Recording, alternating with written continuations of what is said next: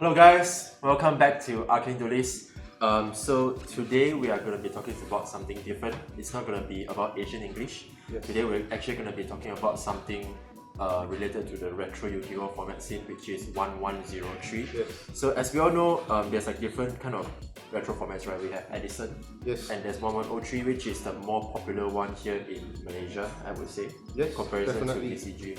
So actually, what do you think of the scene, the current retro format scene in Malaysia? Okay, so let me briefly tell a bit about this 1103.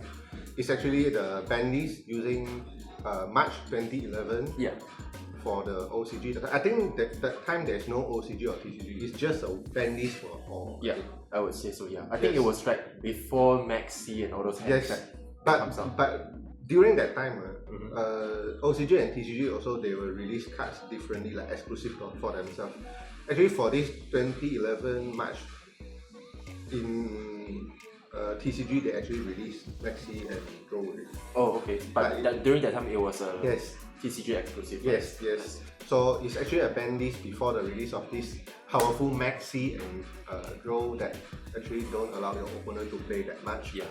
So after so many years, they decided to have this format. This because all these pro players that time in Japan, they tend to think that this format is the more skillful format as compared to the other formats before. Yeah, because you wouldn't just rely on hand traps and rely on luck factor to win, right? You rely on a lot of like yes, choosing the cards Yes. to play, your yes. timing when you use the cards and yes. stuff like that. Because during that time, there are also some hand traps, Mhm. but they are not so High heavy. impact. Yeah, so I think there's Like Effect now. Veiler. Effect Veiler Yes, was already Effect around, Veiler and all that. Gors is Yes. considered a hand trap as well, I guess. Yeah, but that time Gauss is already a very good hand trap. Because I was playing slightly after the 2011. Uh-huh. But all these cards I have played before. Yeah. It's not that impactful that until it will cost you Yeah, a it's game. nothing or like what. Maxi or Nibiru, Yeah. it just clears a few, right? Yes. So the whole reason why we are making this video in the first place is actually on 18th January there is this 1103 Yeah. a tournament organized by Yu-Gi-Oh! Retro Format Malaysia. Yes. So when I first found out about Yu-Gi-Oh! Retro Format Malaysia, I was quite surprised because it was like run by a bunch of people, passionate individuals, friends that love the Yu-Gi-Oh! Retro scene, and they are doing this all for like non-profit, right? Yes, non-profit. I don't see them profiting Yeah. from this. Yeah. So and to my surprise, they also collab with stores such as MDS to have like weekly or bi-weekly Yes. matches and rankings, I would say, Yes. tournaments for the 1103. And the price are not bad too. Yeah, and I think they are like contributing themselves, right, when it comes to the Yes, prices. I think all these are coming from their pockets. Yeah. So the 1103 upcoming tournament, they are actually this time collaborating with a store from Vietnam. Yeah. So there's gonna be like multiple friends from Vietnam coming over Malaysia Yes. to join this competition. So before the competition, the tournament starts, we would like to introduce some of the notable decks or Yeah. some of the notable cards for the Like the related tier format. list. Yeah, so we Like have a like a tier tier list created as well. So maybe we should jump straight into that. Okay, so this is the tier list that you are seeing. I'm just putting it right here. So the tier list was created based off the previous 1103 Yeah. competition that we've We have, participated.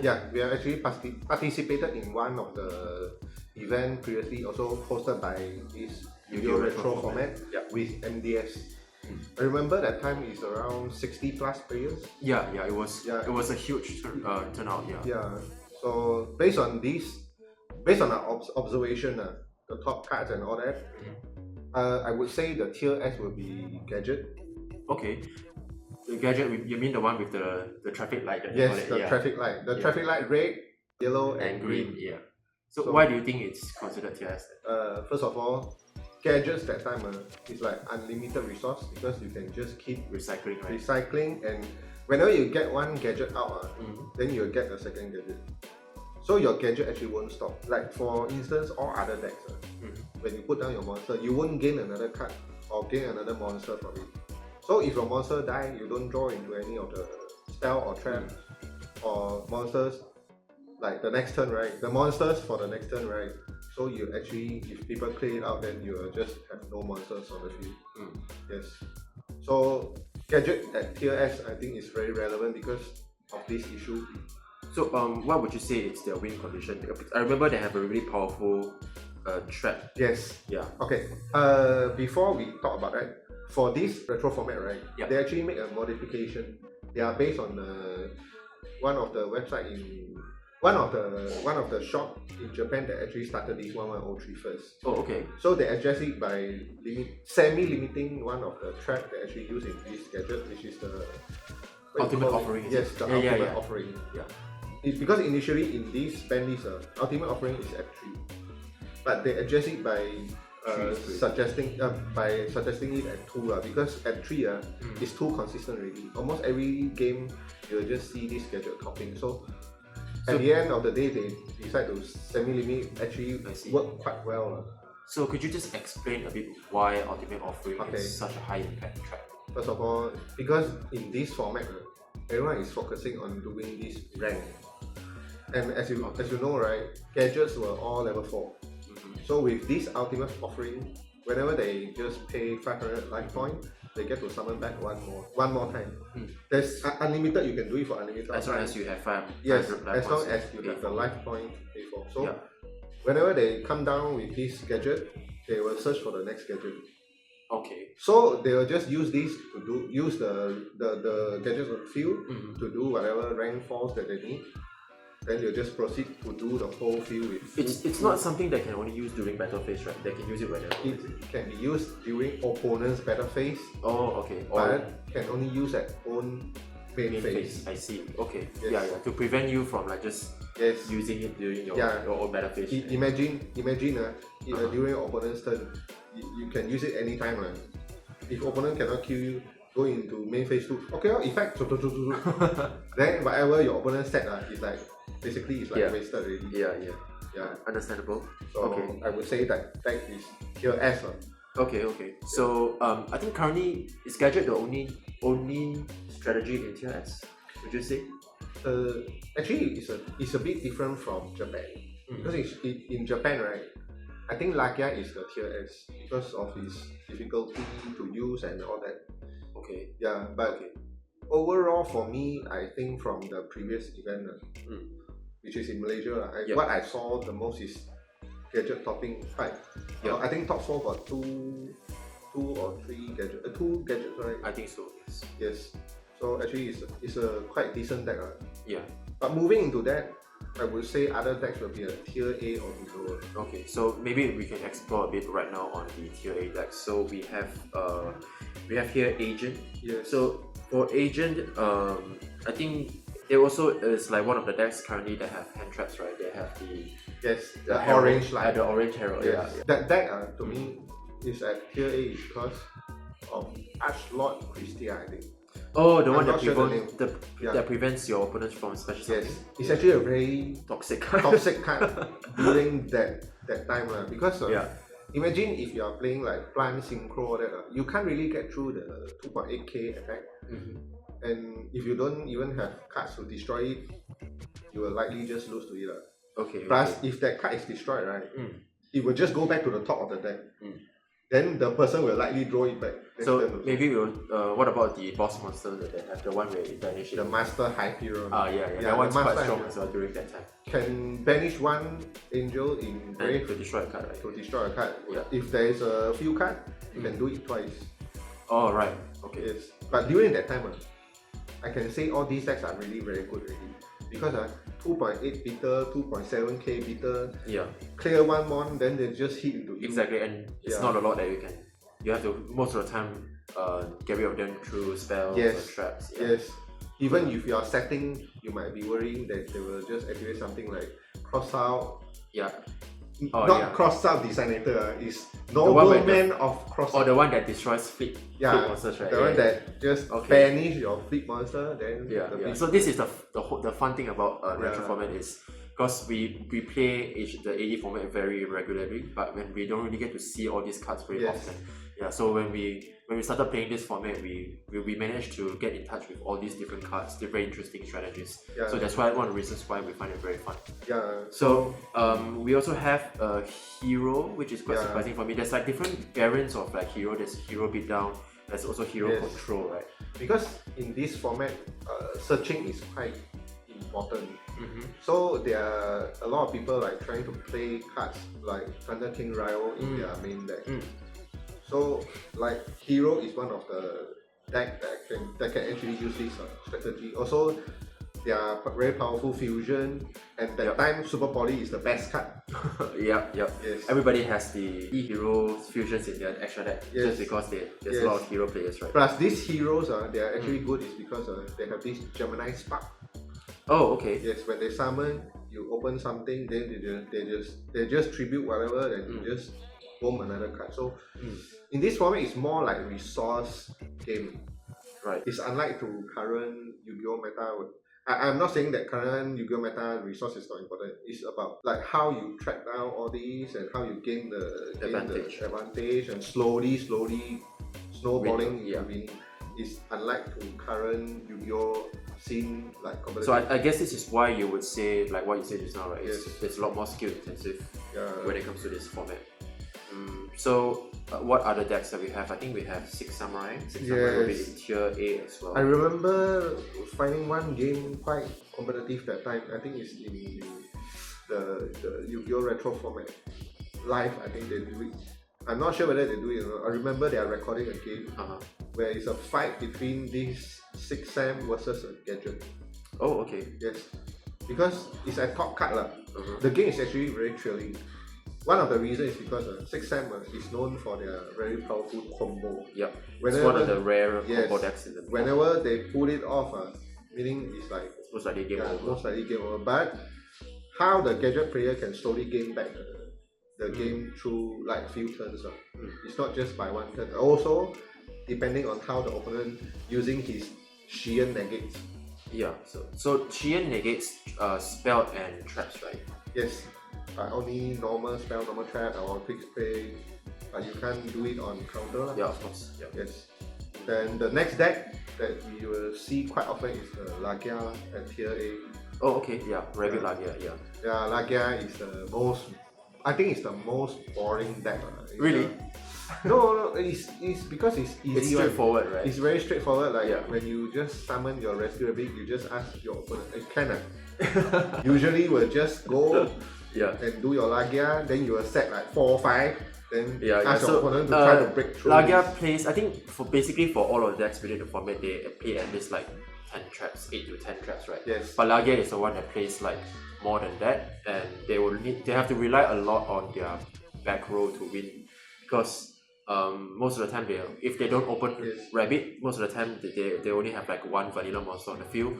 But opening just one Thunder King Ryo and setting 4 cards, 3 cards is also considered very strong already during that. And you have to remember that time when you go first, you get to draw 1 more card. Also, that time for this Lagia, they actually have this pot of ability that actually open 3 cards. You can pick whatever you want. Imagine you have a Thunder King Ryo in hand, you open this and you get one of the Solemn, then you summon your Thunder King and set 5. Then ask your opponent, hey, try to break lah. I don't think it's possible. So most of the time it's like not the best idea to just use Rabbit first, right? Then look at your hand, stop your opponent from playing first. But imagine you have Lagia on field set 5. I don't think anybody can get through it. So it's actually a very good deck. So what about Plant Synchro Debris Dandy? Like would that be in tier A as well? I think that deck is in tier A as well. Yeah, I think it's one of the few popular decks within Malaysia based on what we've seen during the tournament last. If you know, they have this. They call it a small blackluster soldier. I'm not sure whether you know. I'm not sure about the name, but it's a 2.3k attack. Is it the one where banish one light and the dark? Right? Light and the dark, but the card can banish 1 card. I think I've seen it. Yeah. Yes, you have seen it definitely because all these Plant Synchro players will definitely play 3, because this is the card that can play 3 in the format. Yeah. Also, whenever you face one of these players that actually play this deck, right? They will usually start with their setting cards or whatever card trooper to try to mill as many cards in the graveyard. So to perform I would say it's later on. One of the few harder decks to pilot, right? Compared to some other decks in the I must say the deck requires more luck. Okay. Because if you mill all the spells and traps and you are full of these monsters, you will just slightly lose out. And after sight, you will need to pray that your opponents didn't draw Diddy Crow as well. Yeah, Diddy Crow, Dandelion. Okay, bye bye. Okay, so maybe we can move on to the next tier now. So what are some of the tiers currently in tier B? Actually, for tier B, it's just what I observed from the last event. Like what decks are people playing? Like the Machina, The Earth Machine, the Earth Machine. I actually didn't see anyone play that. Yeah, I actually played against one. Oh, the first okay. game, second game. Okay. Because the first game I played against CK. man. Yeah. So actually the second game I played against this Machina, but it's not that good because you know people are siding like Diddy Crow. Yeah. That deck actually just throw itself into the grave, then special summon. But whenever you can banish them, the deck just bye. Yes, Okay, the deck just die off to. So that is the reason Yes. why they are in tier. Yeah. Also another deck is like Karakuri. Karakuri is actually a very famous deck. Actually, I've heard of it. It Yes. sounds a bit like a One Piece card. No, that one is Katakuri. Okay. It's a very different thing. Karakuri is like a very Japanese style machine thing. Okay. Yes. So Their what focus does the is- deck do? Yes, their focus is they will just have this synchro swarm on the field. Okay. They will just OTK you straight away. Oh. Also, they have this very unique effects. Whenever they will attack, they will change their battle position. The boss monster is whenever there is a monster turn their position, the boss will just draw a card. Oh wow. Yes, that's why That's that quite deck, interesting. that deck is very interesting. It's a very different approach, like how you play, and it's a fully combo deck. Meaning, if you pull off yes, Okay. Which I think most of the time it's very easy to Yes. accomplish in this format because there's no hand traps. yeah. Most of the time, what maximum you need a Veiler, and not a lot of decks will play other than like Plant Synchro. Right? Also, you know what traps they are playing, trap stun. What's that? They don't play trap. They just don't allow your trap to go through. Only. Oh, okay. Yeah. Okay. So their play style is they set, then you attack into it. The card will just special summon something from the deck. Then you pass turn with like 4-5 set cards. Then their first after the draw, trap stun anything. Then they'll just all in and kill you straight away. Okay, so that's how they deal Yes. with. Also, there is this trap called Royal Decree. no, not that one as well. But there's another one where it's called Shinzen-hu or something. Where they Yes. they target 2 cards that Yes. you cannot activate. Yeah, Yes, the card I usually play in like 6 Samurai. yeah. I got hit by that during that time. Yeah, During the tournament. you open, you can target 2 cards, then the 2 cards cannot be activated. Yeah. But the cons is after the card is destroyed, then the 2 cards are free to use. Then the next deck is the very unpopular Dark World. From what I remember, the Dark World is just like a lot of times you'll be drawing a lot of cards, you'll be searching a lot, you'll be summoning a lot, right? I really don't know why What is people. the end goal of the deck then? No, the monsters are all very big. Yeah. Big beater because I remember for this I saw it in the tournament. They didn't top, but I saw it is they just have their field spell, then they just throw their 2.3k to the grave, then special summon. Then they'll have their boss 2.7k, bounce back, then special summon. Then they'll open all the spell to help throw cards again. Then you'll just keep special summoning all these monsters, just go all in. Okay, but what's their first turn? Let's say if I'm going first. They start with doing all this really straight away. Okay, so they just There's one card very relevant in this deck one. It's the one that whenever they activate, both of you will choose one card from your opponent's hand to throw to the grave. I remember this card they will just play very often. What they do is whatever spell they need, they just set it. Then whatever in their hand will just be Dark World. Then when they activate this, whatever you throw also knock arm already. Meaning whatever you throw, they will have something to activate, something to gain, something to draw or I whatever. see. Yes, that's the actually, these decks you mentioned just now in tier B, I don't think I've seen them. Yeah. less likely, but you will still see like in your first 2 rounds if you haven't lose yet. I think is that it for tier B? I think so. Other than that, I would just say it's all tier C because first their presence is very low. I don't see them in the event also. Yeah. So other than that, okay, I would just list them as tier C. right. Okay, cool. Yeah. So I think that's it for the tier list. But I think other than the tier list when it comes to the strength of the decks, we also created another tier list based on how difficult or how easy it is for beginners to play. Actually, we really hope like more players can actually join this event. Yeah. Actually join, I'm not saying that you must join this event on 18th itself, but you should really join this 1103 to actually experience. Yeah, and it's not expensive to get ourselves into it. I During the time when we bought I was remember it's around 100 ringgit. Then you will be good to go. Everything from main deck, extra deck, Yes, and if I'm not wrong, some of the shops within like in Cranberry, they allow players to buy TCG cards. Yes. Yeah, so that's one of the advantages as well. Yeah, I would say it's a way to encourage more players to actually join. Yeah, just to lower the barrier a bit, right? Yes, actually, you can get all these cards at lower price with different language. So if I'm not wrong, I think MDS as well as Gaia, they do sell these old cards, right? Yes, they are like promoting these events to the players. They actually have some weekly, I'm not sure. MDS, I know like every week they will do it. But for Gaia, I'm not sure. I think recently they started doing it. Yeah, they started but doing it. I don't think it's every week. So maybe what we all of us can do is to just take note of their Facebook page when they have like an announcement for an upcoming casual tournament. All of us can join and have fun, right? Yeah. So anyway, if you are talking about newbies joining, I really would suggest them to start with Lagia. Yes, that's what he did for me.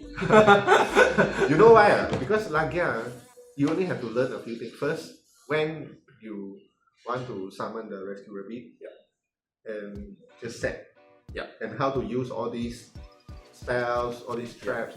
They have all the strong traps, strong spells in their deck. I would say. So, for example, they also play the magic breaker warrior. Yes. So sometimes it's not a good idea to normal summon rabbit from the second when your opponents have like 2 to 3 back row.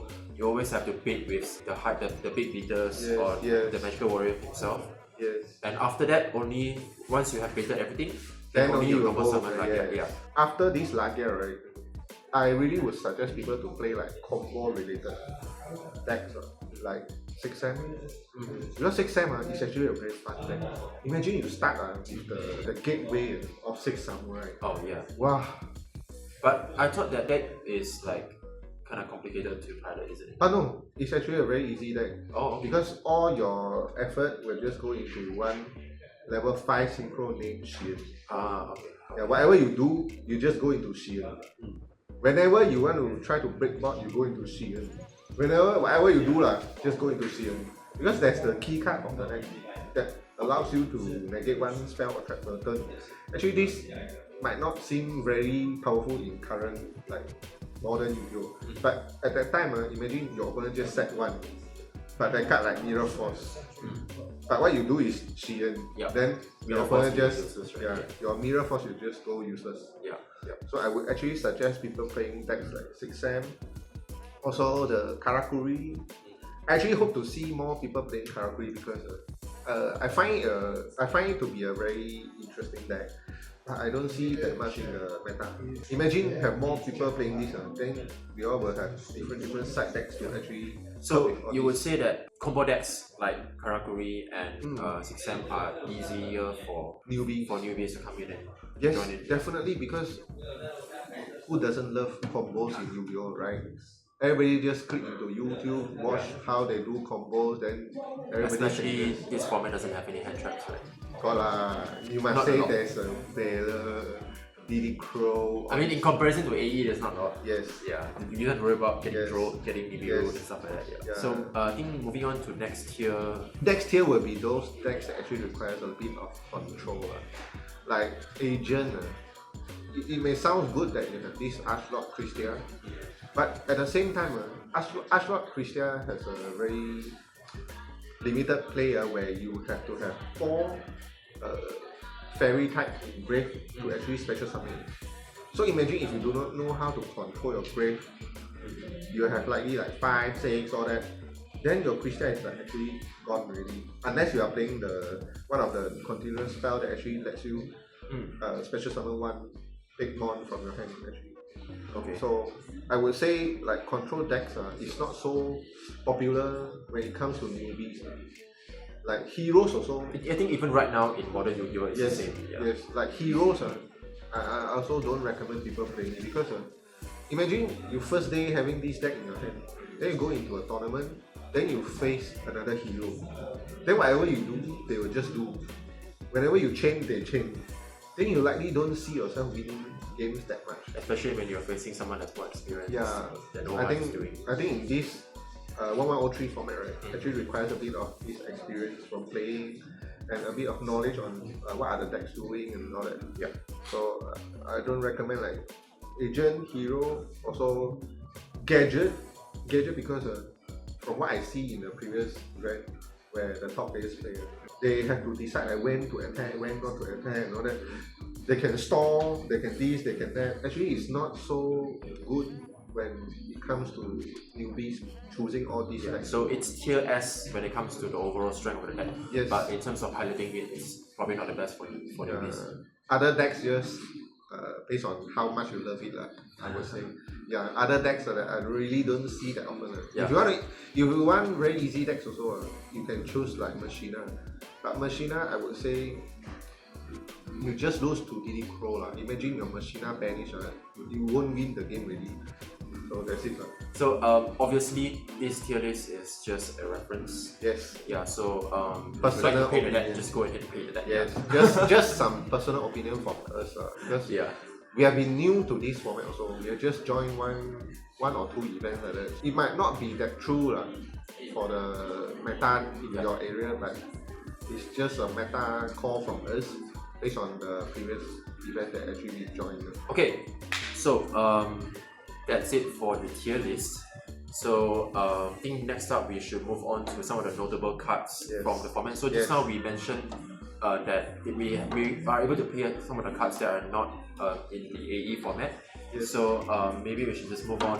I must say the most key cards in this format will be this Royal Oppression. I'm not sure you can see. Okay, this is the Royal. Remember the face of this card. Yeah. Okay. So what does this card do? Imagine having this card now in modern Yu-Gi-Oh. So basically, it negates every Special summon, but you have to pay a low cost of 800. 800 LP. So Yes. I likely do 7 times. But no, 9 times in current meta. Imagine I have this card. I have my Yami full combo. Then I open this and say goodbye to you already. Yeah. So it's very good. But of course, there are ways for you that can backfire as well. Yes. If you don't know how to use it properly, or if you flip this against another deck that doesn't really rely much on special summon, he might use it against you. Yes. The thing about this card is when it's activated on the field, your opponent can actually use it as well. Yeah. So it's not a card that only for yourself, but also for your opponent. But I must say because if you are activating this, meaning your field is like full of Yes. whatever you have already. Yeah. So full of whatever you have plus this card will usually just win in this format. Yeah, that's right. So I think just imagine this card a bit like chicken game where both players can use, but obviously this is a lot more overpowered. Yeah. So moving into other cards, I'm only talking about the trap first, because moving into all these harder to see in like modern format, I must say is Torrential Tribute.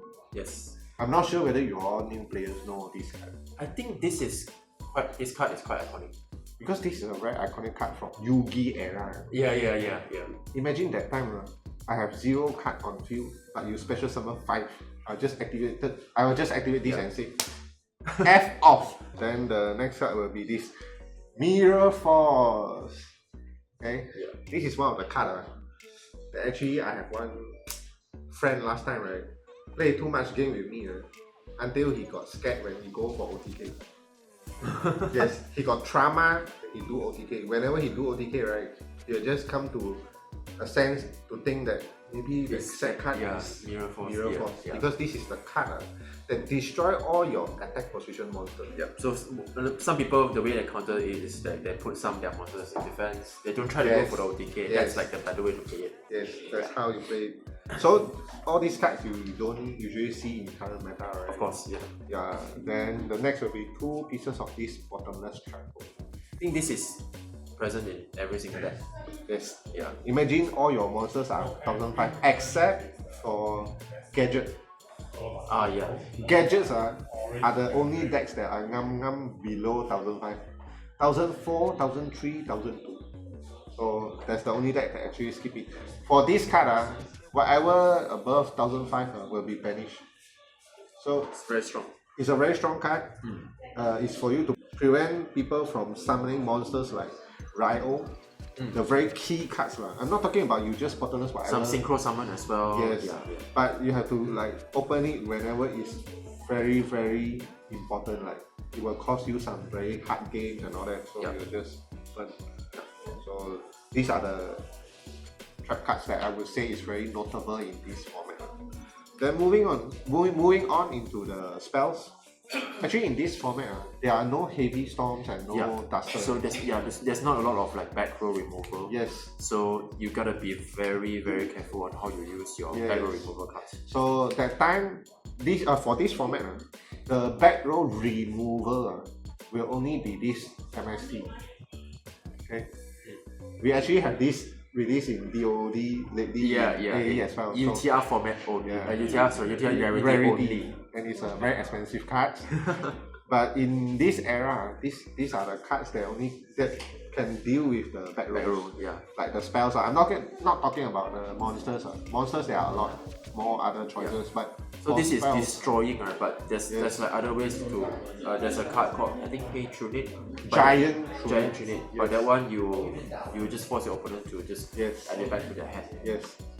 But all these cards, why is so nostalgic to me is because it's all from the Yu-Gi era. You know how we all started Yu-Gi-Oh, right? Yeah. So it's all about all these anime that you watch, like how they do and all that. Then this, you will never miss this. This is the Dark Hole. I'm sure you have seen it before because Rageki, I think Rageki was banned in this format.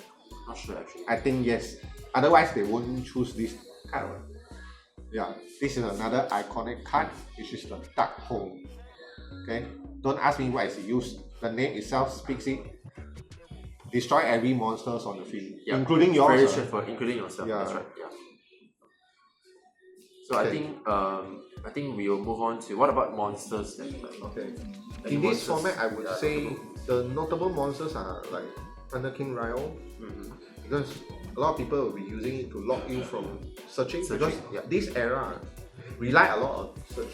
Another notable monster I would say is this Magical Breaker, which is the one that actually works like the MST, that allows you to destroy on the... so it gains a token, increase its attack by 300, and then you can spend that token to destroy a back row, right? Because like I said, in this era there's only 2 back row remover, which is the MST. So usually a lot of people will be playing this card to add to this number to just do the back row destroy. So it's a actually very key card. Then coming into this extra deck, I must say this card I really don't know why it was released back then. Because back then this card is so powerful when Pendulum was released. Because you can just stop your opponents from playing, which is Shockmaster. Shockmaster ruler, right? The name, I think. The effect is just detach 1 material, declare 1 type of card, spell, trap, or monster. Then from then, you and your opponent cannot activate any of that card. So meaning, I call for a monster. Until your opponent's end turn, you all will have no monster effect. Imagine I play against you, you are using a plant synchro. I call monster, you bye-bye already, no need to play already, can go home, can sleep early. Another notable card here is this Roach. I would say the last card that I'm going to say in this video, because this card actually locks down on the very famous plant synchro. Because I think it's level 5 above, level 5 or rank 5 above. Yes, and you know all these old cards, right? They have a very strong thing. Their effects are not once per turn. Oh, right. So which means you can ideally make 2 Yeah, you can actually negate twice. I see. Yeah. Okay. I don't think Plan Synchro can do twice also. Negated lah.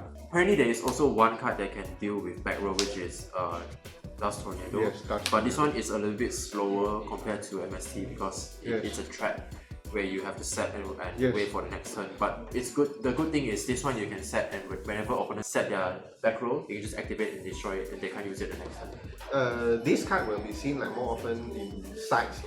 Yeah. It's not like a main Decide to deck go card. first. Yeah. So I actually decided to bring this card the last minute in my previous tournament.